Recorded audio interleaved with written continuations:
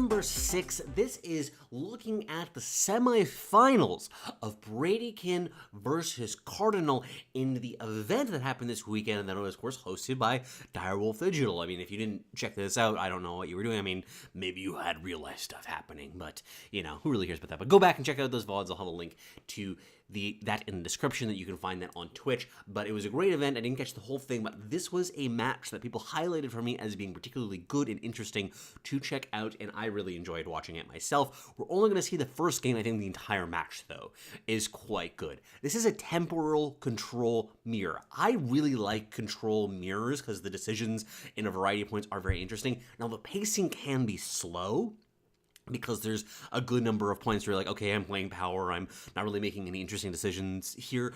It's all on autopilot for those sections, but the actual interesting decisions are quite fascinating.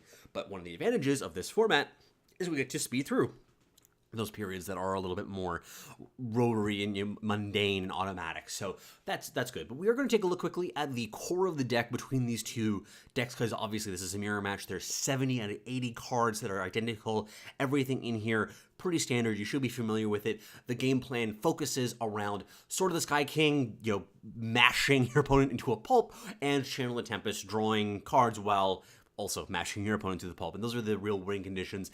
Outside of that, there are a lot of cards that really don't matter in this matchup that both people are playing. We have sweepers, we have removal spells, card draw that obviously, I mean, it matters, but, it doesn't actually do anything. So there's not a lot of action here, and people are going to be focusing around those key cards, and their game plan is really going to revolve around that. Should note that in the market, we have a disjunction and temporal control for temporal distortion for both players. Those are really important cards in the course of this whole match. We also have 2 copies of Sword of the Sky King in the main deck for both players. This is a little bit unusual. And I also should just note that the players don't know what one another are playing exactly. I'm not even sure whether they knew that it was in a mirror when they started up, but they definitely didn't know the particulars of the deck list when they were making their decisions. But anyway, let's go into the differences between these decks. Kardinole is playing 2 Permafrost, 2 Islands Choice, 1 Scorpion Wasp, 2 Jotun Hurlers, 2 End of the Stories, and 1 Equivocate in the Market, while Bradykin is playing 1 Desert Marshal, 1 Unseal, 2 Vanquish, 3 Auric Runehammers, 2 Visage, and then 1 Wasp in the Market. Now, kind of the Wasp is just the difference between whether it's main deck or in the market.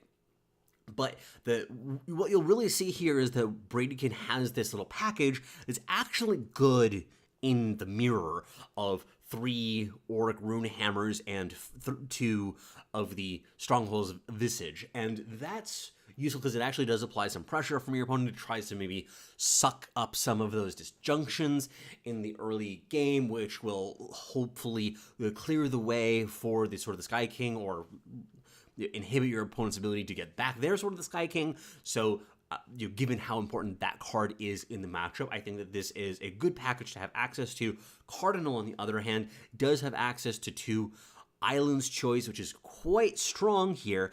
Now, I mean, obviously this is a card that is not as good in some of the mid-rangey matchups compared to Vanquish, but especially here in this matchup, you really prefer having that as a counterspell. Bradykin does have his own counterspell of Unseal, but I would give the counterspell benefit to Kardinole here. Ultimately, I think that this matchup, given the compositions of the deck, does favor Bradykin a little bit, but you're going to notice that favoritism in these games a lot because you're just drawing so much of your deck. Like if there's 1-2 kind of cards difference that are actually matter and impactful, you're going to notice that in this matchup more than most because you're just seeing such a large percentage of your deck in the average game. You should also note that Bradykin sort of has access to a deck your opponent out plan because of these Strongholds Visages. If you get this down on turn 5 and it takes a while for your opponent to find Sword of the Sky King, you actually have the option of trying to say, like, yeah, I'm just going to deck my opponent out and they don't have enough damage to end the game. But that doesn't end up coming up in the course of the game that we're watching here, but just something to be interested in and have access to. Ultimately, though, I would give the nod to Bradykin in this. He does end up actually losing the whole match. spoiler, sorry, but in this particular game, he does end up taking it down. But let's get into it and watch what actually happens. So we are starting off the game on turn 3. Lucky for us, we didn't miss very much. Just spinning our wheels, setting up our hands, etc. There's obviously a good deal of the material that doesn't matter. Just keep your eyes out on those particular cards that do matter, like that sort of the Sky King that you see in Kardinole's hand. Merchant is also an important part of the puzzle here because it does get either a temporal distortion, which really ups your power count. You also can get the Vital Arcana, which is a great card draw card that you want to have access to in this. The life does end up mattering in a number of games because it gives you a little bit more time against Channel and Tempest and sort of the Sky King. So, but this is a really good card to have access to, and you'll see both players using it appropriately here. I should note that the temporal distortion is actually very attractive in this matchup. If you watched the coverage on Saturday, I was covering the ETS with Sir Rhino, and we were watching a good number of games for Temporal Control, was playing in a variety of games, and it was these matchups that we kind of were always saying, well, I don't know why you're getting temporal distortion here. It's not really necessary given the nature of the matchup. In this particular matchup, it really matters. You often get to a point in the late game where you are trying to just spend the maximum amount of your power and just keeping up counter spells as much as possible, have access to your ambush units as well. It really is a moment where having access to maximum power is very helpful. Now, we are getting into the point of the game where things do begin to get interesting. The first move is actually using this Desert Marshal to take his opponent off of their 8 power plays, which is obviously a really important, critical breakpoint number. So being able to actually take them off that is really appealing. Of course, Bradykin responds with the same. Another thing that you can note is that this is obviously a matchup in which the units are not particularly meaningful, but you still want to get maximum value out of them. It's really useful to try and just grind out maximum value out of each of them. And when your opponent is committing their units to the board for doing this like silence effects, then it means that your units being committed to the board are in some respects safe as well, because if your opponent sweeps them away, they have to sweep away their own stuff too. So in some respects, this is kind of like an invitation to do that. But right now, both of these players are trying to really get to these 8 power spike plays, trying to also maneuver around your opponent's version of the same thing. You know that this is what's happening on both sides of the battlefield. So from here, for instance, we see Kardinole has the Island's Choice in hand and knows that their opponent is very close to getting to that 8 power so that they can use Channel and Tempest. So you'll actually see them hold up that 3 power for a number of turns, basically as long as they can get away with it. And particularly right here, you see the Aurelian Merchant, which is really attractive for this role that he's trying to take, because you can then get the temporal distortion. You see this here, obviously, but temporal distortion allows you to hold up power basically the whole time without even a major cost of not being able to cast your Sword of the Sky Kings and your Channel the Tempests. So right now we actually have a game state that I think does advantage Kardinole as soon as he gets that temporal distortion into play. Bradykin is going to be able to delay that for an extra turn if he was actually able to connect with Sword of the Sky King here, which he doesn't. Was blocked by the Wasp. This is another, you'll see that the ambush units are really important in this. They seem like little buggers that don't actually matter, but in this case, I think that they really do. But I think that here you will see an interesting set of plays of how things end up working, because we have 9 mana that's available for Kardinole. Of course, also Bradykin has the Face Aegis. Face Aegis is really important in this matchup because they don't have a lot of ways to actually break face ages for free, like so like Felm that has the Vara Savers and the Black Sky Harbingers, etc. that are able to do this. Bradykin use the disjunction in order to take his opponent off of the temporal distortion, which is pretty important here. Right now we're gonna get the Kardinole is playing this snowball and then is going to pierce the Aegis, which will then allow this Channel of Tempest to actually land. So this isn't going to fully kill the Sword of the Sky King, of course, especially because we have a Visage active. I don't know if you noticed that when Bradykin played that, and that's buffing up this as well, which is really important here because it makes it so much harder for the Sword of the Sky Kings to actually be taken down, especially by these damage-based removal effects. And it really means that in the nature of this matchup that Kardinole has to be using the disjunctions, I think, almost entirely on his opponent's Sword of the Sky Kings in order to not be buried by them. And there's no question also that the Stronghold's Visage in this particular game just carries incredible amount of weight. Now, in this particular instance, we have some interesting decisions of whether or not we deploy our Sword of the Sky King. Now, one of the problems with playing Sword of the Sky King here is you have a pretty good reason to believe that your opponent has something like Harsh Rule in hand, because this isn't a particularly good card in the matchup. And what that means is that maybe you equip the Sword of the Sky King, hit whatever, little unit, and you're just trying to say, like, okay, I'm trying to set up a kill on this Sword of the Sky King from my opponent's side over the course of a couple of turns. But if your opponent then responds by playing Harsh Rule and then smacking your Sword of the Sky King, then you are in a bad position. So while it's often correct to want to be the second player to play out a major weapon like this, because it means that you're less likely to have your weapon killed by your opponent's weapon, actually, when there's units involved on the board, you want to be the person who goes first, because the units have this protective layer, and you kind of have this mana advantage too, because you actually be able to commit something first. So right now, also, Bradykin does go for the Temporal Distortion through the Aurelian Merchant, which is useful in this position, gives him extra power to have access to, which is going to be really good for playing around this Island's Choice that Kardinole has been carrying around for a while. This is another reason, of course, why Kardinole might have a hard time deploying this Sword of the Sky King, because it has been so likely that his opponent has the Channel of Tempest, but it just becomes so hard to hold it up indefinitely right now because of the temporal distortion that your opponent has. Now, this play, we actually do see a little bit of a misstep in my mind from Bradykin.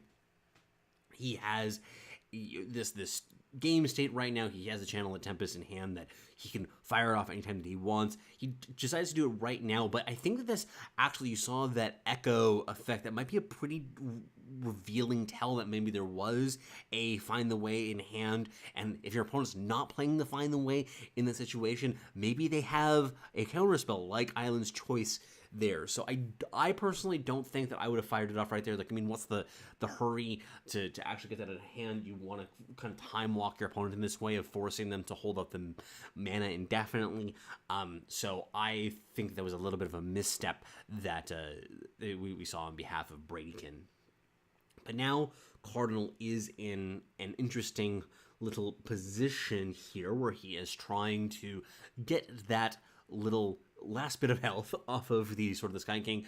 Bradykin has been really good in managing that. We do have a position right here where Kardinole can finally take down that Sword of the Sky King, and he can actually even take down the Temporal Distortion as well. Because one of the things here is that you might be saying, like, well, you just Temporal Disjunction the Sword of the Sky King, but you actually want to do it for the Temporal Distortion in a lot of cases, because if you're playing out an ambush unit to kill the Sword of the Sky King through the ambush attack, then you actually can't have them have the Temporal Distortion in play oftentimes, because the Hailstorm or whatever will kill the units that are in play that are blocking it. Now, this is kind of a niche little application. I'm not sure if this is correct. There's a part of me that feels like this was getting a little bit too cute by half, but I think that it clearly ends up working out in the situation. I do really think, though, actually, my big thing is I don't think that Bradykin should have attacked there. I think that Bradykin had good reason to believe that there were ambush units in his opponent's hand. It could have just been a Scorpion Wasp, but I mean, there was no opportunity to play the Desert Marshal attacking into it. Like, why not just wait an extra turn and get the armor replenished on your weapon a little bit further? We are going to go back into the market for Kardinole, get that disjunction out of the market, which is going to be very useful to have a lot of goodies in there right now. I actually don't think, though, this is the correct time to deploy this. I think that this was a really good turn to get one of those Sword of the Sky Kings out of your hand. It's so heavy to have two of these in your hand. I don't like it. I want to get them mobilized, and this was a good opportunity to do it, and it was a little bit too passive of a play in my mind of actually not deploying it in that situation.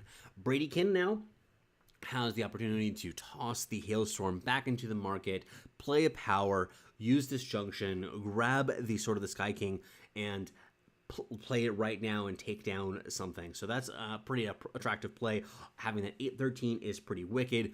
Obviously, this is going to be taken down by the disjunction on the side of Kardinole. Really good play by him, by the way, of actually grabbing the disjunction preemptively, even though, I mean, there was a temporal distortion in his own void, which is nice in the situation, but probably not, like, ideal. You really know, though, that you're worried about that Sword of the Sky King, either in the void or one that was in the deck. So this attack, though, I think is just straight up a mistake. Why not just deploy your Sword of the Sky King, kill the 2-1, start mowing down your opponent's blockers slowly. You hold your 8-4 back as a blocker. Like, I don't know what you're gaining by attacking there. Like, trading it with a 1-4 is certainly not exciting. Maybe he just didn't really think through the math exactly. Especially with your opponent at 40. Like, the 4-4 is probably not going to do very much. You really want to get that 8 damage active. So I would have held that back for the bit. Now, Bradykin's hand is terrible. Kardinole's hand is looking pretty solid. So what do we do here? We pass when we're Bradykin. And don't have a lot of options other than that, unfortunately, for him. So he's going to lose another little unit to this big fat weapon. We get a card draw spell out of Kardinole. But one of the things that you will notice is that both players, neither one of them has Temporal Distortion active, neither one of them has something like Moondial active. They're not trading, chaining off their draw effects. There's really kind of a stall right here in the game. Bradykin, it does deploy the Wasp sort of aggressively, which I'm not sure about in this position. I suppose that it's fine. Given the fact that your opponent doesn't have something like the mask active, I don't think that it's necessary under the situation to throw it out under this. Right now, that was a weird play in my mind, just kind of getting antsy. That can also be a phenomenon that you can see in these matchups where your opponent just says like, oh, I haven't cast anything for a while. I don't want to do nothing turn after turn, and you kind of just want to play something out. Now, if his purpose in doing this was to try to pull the harsh rule from his opponent's hand, I think that was a brilliant play, actually, because one of the things is I can't see the sizes of the decks right here. It could be that Bradykin's plan, honestly, from this position, is to just deck his opponent out, and especially given the fact that now he's gaining 4 life a turn, he's only taking 4 damage. That means that it's 10 turns, functionally, before he would actually die. You can maybe stall things out, depending on what the size of the deck is, and we don't have access to that, but he does get to pull the harsh rule. His opponent's feeling antsy, especially he has maybe so many resources in hand that is part of the reason why he flinched.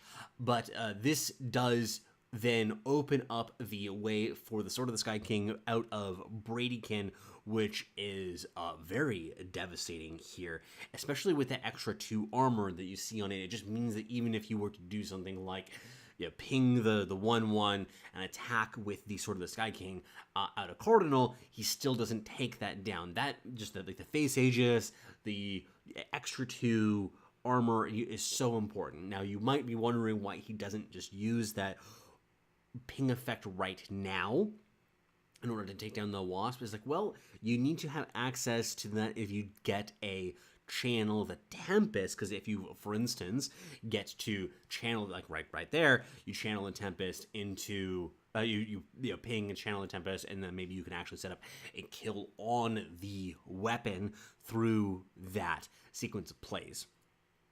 But right now, Kardinole is still in a really rough position versus his opponent's giant weapon. Bradykin draws an unseal, which functionally locks things up, and this actually then concludes the game shortly thereafterwards. But I think there were a lot of really interesting moments in the course of that game, and actually I didn't even speed this one up. There were just legitimately just constant interesting decisions and just interesting things to talk about over the course of this game because of prioritization and depending on how the different players were feeling about the course of the game. But Bradykin does take this game down, loses the match, and Kardinole does go on to win the entire event. So congratulations to him. I really enjoyed watching the parts that I got to see, and I hope to see a lot more of it. Be sure to check out other stuff about a+space games. You can find more information in the description to this video. Be sure to like and subscribe. You comment as well if you have any plays that you disagree with me on, or elements that I didn't mention or go into enough depth about. I'd love to get all that sort of commentary from you guys, and love to hear back from you. But I really loved this game, and I mean I love these mirrors more than most. But that'll do it for me today. Thank you so much for joining me. Take care, everybody.